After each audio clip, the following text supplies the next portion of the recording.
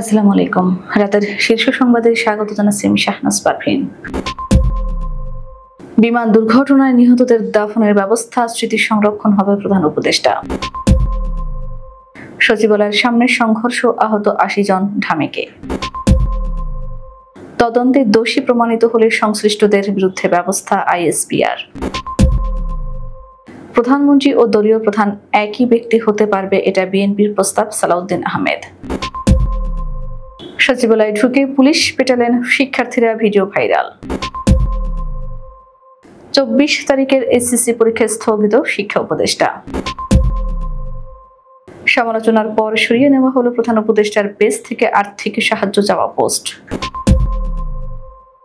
৩০ জন এখনো ঝুঁকিতে, ডাক্তার সাইদুর রহমান। ঢাকায় আসছেন ভারতের বিশেষজ্ঞ চিকিৎসক, নার্স ও সরঞ্জাম। ১৫ দিনের মধ্যে শর্ত পূরণ না করলে নিবন্ধনের আবেদন বাতিল, ইসি সচিব। শেখ হাসিনার প্লট বরাদ্দে দুর্নীতির ৬ মামলার বিচার ২ আদালতে। রাজধানীর মিরপুর শাওরাপাড়ায় আবাসিক ভবনে আগুন। দিলীপ কুমার ও দোলনের দেশ ত্যাগে নিষেধাজ্ঞা। এবং পাকিস্তান সফরে যাচ্ছেন ইরানি প্রেসিডেন্ট। শুনছিলেন শিরোনাম, এবার বিস্তারিত। রাজধানীর উত্তরার মাইলস্টোন স্কুল অ্যান্ড কলেজে যুদ্ধবিমান বিধ্বস্তের ঘটনায় নিহতদের দাফনের জন্য জায়গা নির্ধারণ করে দিয়েছেন প্রধান উপদেষ্টা অধ্যাপক ডক্টর মোহাম্মদ ইউনূস। মঙ্গলবার দুপুরে প্রধান উপদেষ্টার প্রেস উইং থেকে জানানো হয়েছে, মাইলস্টোন স্কুল অ্যান্ড কলেজে বিমান বিধ্বস্ত হওয়ার ঘটনায় নিহতদের কবরস্থ করার জন্য মাইলস্টোন স্কুলের সন্নিকটে উত্তরা ১২ নম্বরের সিটি কর্পোরেশন কবরস্থানে জায়গা নির্ধারণ করে দিয়েছেন প্রধান উপদেষ্টা। এই কবরস্থান তাদের স্মৃতি রক্ষার্থে সংরক্ষণ করা হবে বলেও জানানো হয়েছে প্রেস উইং থেকে। শিক্ষা উপদেষ্টা ও শিক্ষা সচিবের পদত্যাগের দাবিতে সচিবালয়ের প্রধান ফটকের সামনে বিক্ষোভকারী শিক্ষার্থীদের উপর আইনশৃঙ্খলা বাহিনীর লাঠিপেটা ও কাঁদানে গ্যাস নিক্ষেপে আহত ৮০ জনকে ঢাকা মেডিকেল কলেজ হাসপাতালে নেওয়া হয়েছে। মঙ্গলবার বিকেল ৪:৩০টার দিকে আহতদের হাসপাতালের জরুরি বিভাগে আনা হয়। ঢামেক হাসপাতালের পুলিশ ক্যাম্পের ইনচার্জ পরিদর্শক মোহাম্মদ ফারুক গণমাধ্যমকে জানান, বিকেলের দিকে আহত অবস্থায় একজন সাংবাদিক সহ আনুমানিক ৮০ জনকে জরুরি বিভাগে আনা হলে তাদের চিকিৎসার ব্যবস্থা করা হয়। আমরা বিষয়টি সংশ্লিষ্ট থানা পুলিশকে জানিয়েছি। এর আগে শিক্ষা উপদেষ্টা ও শিক্ষা সচিবের পদত্যাগ চেয়ে সচিবালয়ের প্রধান ফটকের সামনে জড়ো হয়ে বিক্ষোভ শুরু করেন শিক্ষার্থীরা। বিকেল ৪:৩০টার দিকে শিক্ষার্থীরা ফটক খুলে সচিবালয়ের ভেতরে প্রবেশ করেন। এরপর সচিবালয়ের ভেতর পার্কিং অবস্থায় থাকা বেশ কয়েকটি গাড়ি ভাঙচুরের ঘটনা ঘটে।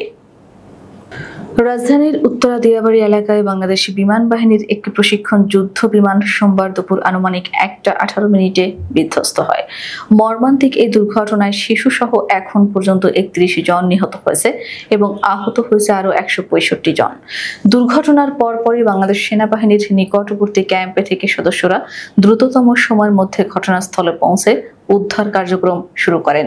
ফায়ার সার্ভিস সহ অন্যান্য জরুরি সেবা সংস্থার সঙ্গে সমন্বিতভাবে উদ্ধার ও চিকিৎসা সহায়তা কার্যক্রম পরিচালিত হয়। তবে উদ্ধার তৎপরতা পরিচালনার সময় একাধিকবার অনুরোধ সত্ত্বেও কিছু উৎসুক জনতা ঘটনাস্থল ত্যাগ না করায় উদ্ধার কার্যক্রমে মারাত্মক প্রতিবন্ধকতা সৃষ্টি হয়। আহতদের দ্রুত সরিয়ে নেওয়া সম্ভব না হওয়ায় প্রাণহানির ঝুঁকি বেড়ে যায়। আইএসপিআর এর পক্ষ থেকে মঙ্গলবার দেওয়া এক বিবৃতিতে জানানো হয়, তদন্তে যেসব ব্যক্তি দোষী প্রমাণিত হবেন তাদের বিরুদ্ধে যথাযথ প্রশাসনিক ব্যবস্থা গ্রহণ করা হবে। বিএনপির স্থায়ী কমিটির সদস্য সালাউদ্দিন আহমেদ বলেছেন, প্রধানমন্ত্রী ও দলীয় প্রধান একই ব্যক্তি হতে পারবে, এটা বিএনপির প্রস্তাব। দলীয় প্রধানমন্ত্রী না হতে পারলে তার গণতান্ত্রিক অধিকার ক্ষুণ্ণ হবে। উন্নত গণতান্ত্রিক দেশে এই ধারা বিদ্যমান রয়েছে, তাই এটি উন্মুক্ত রাখা উচিত। মঙ্গলবার ফরেন সার্ভিস একাডেমিতে অনুষ্ঠিত ঐক্যমত্য কমিশনের সঙ্গে আলাপ শেষে সালাউদ্দিন আহমেদ সাংবাদিকদের এসব কথা বলেন। রাজধানীর সচিবালয়ে আন্দোলনরত শিক্ষার্থীরা গেট ভেঙে ভিতরে ঢুকে পড়েন। মঙ্গলবার বিকেল ৪:১০ দিকে এই ঘটনা ঘটে। পরিস্থিতি নিয়ন্ত্রণে পুলিশ সাউন্ড গ্রেনেড ও টিয়ার শেল ছোড়ে। বিকেল ৩:৩০টার দিকে মিছিল সহকারে সচিবালয়ের ১ নম্বর গেট ভেঙে শিক্ষার্থীরা ভেতরে প্রবেশ করেন। এরপর গৃহায়ণ ও গণপূর্ত মন্ত্রণালয়ের ভবন ৫-এর সামনে এক পুলিশ সদস্যকে ঘিরে মারধর করেন কয়েকজন আন্দোলনকারী। ঘটনাটি মোবাইলে ধারণ করা একটি ভিডিও সামাজিক মাধ্যমে ভাইরাল হয়েছে। এ সময় সচিবালয়ে বেশ কয়েকটি সরকারি গাড়ি কাঁচ ভাঙচুর করা হয়। পরে পুলিশ লাঠিচার্জ করে শিক্ষার্থীদের ছত্রভঙ্গ করে দেয়। আগামী 24শে জুলাই বৃহস্পতিবার যে এইচএসসি পরীক্ষা হওয়ার কথা ছিল তা স্থগিত করা হয়েছে। মঙ্গলবার দুপুরে মাইলস্টোন স্কুল অ্যান্ড কলেজ প্রাঙ্গণে শিক্ষা উপদেষ্টা অধ্যাপক ডক্টর CR আবরার শিক্ষার্থীদের উদ্দেশ্যে এই ঘোষণা দেন। এদিকে মঙ্গলবার সকাল থেকে মাইলস্টোন স্কুল অ্যান্ড কলেজের শিক্ষার্থীরা যে 6 দাবিতে বিক্ষোভ করছে সেগুলোর প্রত্যেকটি দাবিকেই যৌক্তিক বলে মনে করছে অন্তর্বর্তীকালীন সরকার। রাজধানীর উত্তরায় মাইলস্টোন স্কুল অ্যান্ড কলেজে বিমান বাহিনীর একটি প্রশিক্ষণ বিমান বিধ্বস্তের ঘটনায় ক্ষতিগ্রস্ত ব্যক্তিদের জন্য অর্থ সহায়তা চেয়ে প্রধান উপদেষ্টার ভেরিফাইড ফেসবুক পেজ থেকে একটি পোস্ট দেওয়া হয়। এ নিয়ে সামাজিক যোগাযোগ মাধ্যমে সমালোচনা শুরু হলে কিছুক্ষণ পর পেজ থেকে পোস্টটি সরিয়ে ফেলা হয়। তবে কী কারণে পোস্টটি সরিয়ে নেওয়া হয়েছে তা উল্লেখ করা হয়নি। রাজধানীর মাইলস্টোন স্কুল অ্যান্ড কলেজে বিমান বাহিনীর যুদ্ধ বিমান বিধ্বস্তের ঘটনায় জাতীয় বার্ন ইনস্টিটিউটে ভর্তি 30 জন এখনও ঝুঁকিতে বলে জানিয়েছেন স্বাস্থ্য ও পরিবার কল্যাণ মন্ত্রণালয়ের বিশেষ সহকারী অধ্যাপক ডাক্তার সাইদুর রহমান। মঙ্গলবার বিকেলে জাতীয় বার্ন ও প্লাস্টিক সার্জারি ইনস্টিটিউটে সাংবাদিকদের ব্রিফিংয়ে তিনি এ তথ্য জানান। ডাক্তার সাইদুর রহমান বলেন, বার্নে ভর্তি রোগীদের মধ্যে 2 জনকে কেবিনে স্থানান্তর করা হয়েছে। এছাড়া সংখ্যামুক্ত রয়েছেন আরও 10 জন, 30 জন এখনও ঝুঁকিতে রয়েছেন। রাজধানীর উত্তরায় মাইলস্টোন স্কুল অ্যান্ড কলেজে যুদ্ধ বিমান বিধ্বস্তের ঘটনায় আহতদের চিকিৎসায় সহায়তা করার জন্য ভারত থেকে বিশেষজ্ঞ চিকিৎসক, নার্স এবং বিশেষায়িত কিছু চিকিৎসা সরঞ্জাম ঢাকায় পাঠানো হচ্ছে। 2 দেশের পররাষ্ট্র মন্ত্রণালয়ের মধ্যে আলোচনার ভিত্তিতেই এই পদক্ষেপ চূড়ান্ত হয়েছে বলে জানিয়েছে সংবাদ মাধ্যম BBC। দিল্লিতে ভারতের পররাষ্ট্র মন্ত্রণালয়ের একটি উচ্চপদস্থ সূত্র গণমাধ্যমকে বলেছেন, আমরা আশা করছি 2 জন বিশেষজ্ঞ চিকিৎসক যাদের বার্ন ইউনিটে কাজ করার দীর্ঘদিনের অভিজ্ঞতা আছে তারা নার্সদের একটি ছোট টিম নিয়ে আজই মঙ্গলবার 22শে জুলাই ঢাকায় পৌঁছে যাবেন। তিনি আরো বলেন, মেডিকেল ইকুইপমেন্টও পাঠানো হচ্ছে। নতুন রাজনৈতিক দল নিবন্ধন আবেদন বাছাইয়ে কোনো দলই উত্তীর্ণ হতে পারেনি, তাই দলগুলোকে 15 দিন সময় দিয়েছে নির্বাচন কমিশন। এই সময় শর্ত পূরণ করতে না পারলে সংশ্লিষ্ট দলের আবেদন বাতিল করে দেবে সংস্থাটি। মঙ্গলবার ইসি সচিব আক্তার আহমেদ এ মন্তব্য করেন। তিনি বলেন, কোনো দলই প্রাথমিক বাছাইয়ে উত্তীর্ণ না হওয়ায় আমরা 15 দিন শর্ত পূরণের জন্য সময় দিয়েছি। এরপর আর সময় দেওয়ার বিধান নেই। কোনো দল এই সময়ের মধ্যে শর্ত পূরণ করতে না পারলে কমিশন সে অনুযায়ী ব্যবস্থা নেবে। রাজধানী উন্নয়ন কর্তৃপক্ষের প্লট বরাদ্দে দুর্নীতির অভিযোগে সাবেক স্বৈরাচারী প্রধানমন্ত্রী শেখ হাসিনার ছেলে সজীব অজেদ জয়, মেয়ে সাইমা অজেদের পুতুল বোন শেখ রেহানা সহ অন্যান্য আসামিদের বিরুদ্ধে দুদকের করা 6 মামলা বিচারের জন্য পৃথক 2টি আদালতে বদলি করা হয়েছে। মঙ্গলবার ঢাকা মহানগর দায়রা জজ আদালত সূত্রে এ তথ্য জানা গেছে। ঢাকার বিশেষ জজ আদালত 4 ও ঢাকার বিশেষ জজ আদালত 5-এ 3টি করে মামলা পাঠানো হয়েছে। আগামী 31শে জুলাই এসব মামলার চার্জ গঠন বিষয় শুনানির জন্য দিন ধার্য রয়েছে। এর আগে গত 20 জুলাই ঢাকার মহানগর জ্যেষ্ঠ বিশেষ জজ জাকির হোসেন গালিবের আদালত মামলাগুলো বিচারের জন্য বদলির নির্দেশ দেন।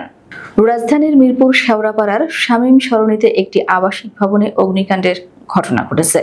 মঙ্গলবার বিকেল 4টার পর এই অগ্নিকাণ্ডের ঘটনা ঘটে। খবর পেয়ে ফায়ার সার্ভিসের 2টি ইউনিট আগুন নিয়ন্ত্রণে কাজ শুরু করেছে। ফায়ার সার্ভিস নিয়ন্ত্রণ কক্ষ থেকে বিষয়টি নিশ্চিত হওয়া গেছে। ফায়ার সার্ভিস সূত্রে জানা যায়, আগুন লাগা ওই ভবনটিতে ফ্যামিলি বাসা এবং মার্কেট উভয় রয়েছে। বিকেল 4টার পর হঠাৎ করে ভবনটিতে আগুন ধরে যায়, যা দ্রুত ছড়িয়ে পড়ে। পরিবার সহ ডায়মন্ড ওয়ার্ল্ডের এমডি দিলীপ কুমার আগারওয়াল ও বাংলাদেশের জুয়েলারি সমিতির সাবেক সভাপতি এনামুল হক খান দোলনের দেশ থেকে নিষেধাজ্ঞার আদেশ দিয়েছেন আদালত। মঙ্গলবার ঢাকা মহানগর সিনিয়র বিশেষ জজ মোহাম্মদ জাকির হোসেন গালিব এ আদেশ দিয়েছেন। নিষেধাজ্ঞার আদেশ পাওয়া অন্যরা হলেন দিলীপ কুমার আগারওয়ালের স্ত্রী সবিতা আগারওয়ালা, তাদের সন্তান ইয়াশ আগারওয়ালা ও আজল আগারওয়ালা এবং এনামুল হক খান দোলনের স্ত্রী শারমিন খান, তাদের সন্তান আলিফ ইমরান খান ও লভিন খান। পাকিস্তান সফরে যাচ্ছেন ইরানের প্রেসিডেন্ট মাসুদ পেজেশকিয়ান। আগামী 26শে জুলাই তাকে বহনকারী বিমানটি ইসলামাবাদের বিমানবন্দরে অবতরণ করবে। পরমাণু প্রকল্প নিয়ে যুক্তরাষ্ট্র ও পশ্চিমা বিশ্বের সঙ্গে চলমান উত্তেজনার মধ্যে যুক্তরাষ্ট্রের অন্যতম মিত্র পাকিস্তানে যাচ্ছেন পেজেশকিয়ান। ইরানের আধা সরকারি সংবাদ মাধ্যম তাসনিম নিউজকে বুধবার এ তথ্য জানিয়েছেন দেশটির পররাষ্ট্র মন্ত্রণালয়ের মুখপাত্র ইসমাইল বাকাই।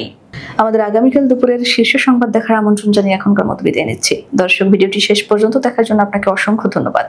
নিত্য নতুন সংবাদ পেতে আমাদের ইউটিউব চ্যানেলটি সাবস্ক্রাইব করুন ও নিয়মিত নোটিফিকেশন পেতে বেল বাটনটি ক্লিক করুন এবং আমাদের ফেসবুক পেজটিতে লাইক করুন। এছাড়াও আমাদের ভিডিওতে লাইক দিয়ে শেয়ার করুন। আল্লাহ হাফেজ।